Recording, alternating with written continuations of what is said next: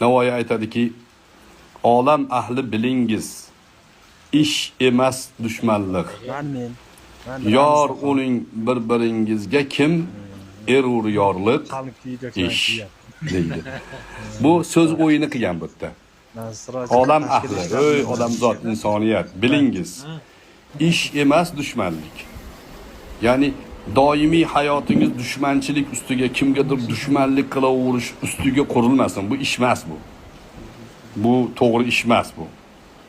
Yor o'ling bir-biringizga kim deyapti? Yor bitta do'stlik ma'nosi bor. Mehr muhabbat bir-biriga do'st ma'nosida.